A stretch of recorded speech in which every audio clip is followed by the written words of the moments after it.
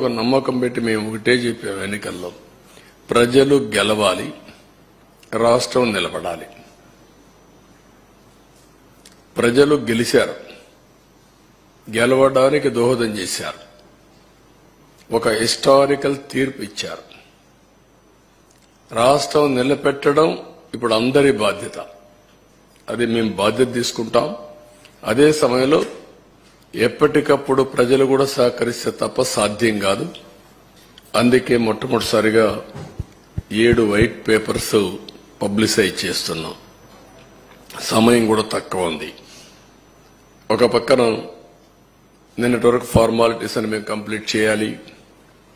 అది అయిన తర్వాత కేంద్రంలో బడ్జెట్ పెడుతున్నారు, ఇక్కడ బడ్జెట్ పెట్టాలి. కేంద్రంలో బడ్జెట్ పెట్టే ముందు మన సమస్యలన్నీ వాళ్ళ దృష్టికి తీసుకొచ్చి ఎంతవరకు వీలైతే అంతవరకు మనం ఫండ్స్ తెచ్చుకోవడం కానీ, అదే మరి ప్రాజెక్టులు తీసుకోవడం కానీ ఇవన్నీ జరగాల్సిన అవసరం ఉంది. ఈ వీడియో కానీ మీకు నచ్చినట్లయితే లైక్, కామెంట్, షేర్ చేయండి. మరిన్ని అప్డేట్స్ కోసం సబ్స్క్రైబ్ చేయండి.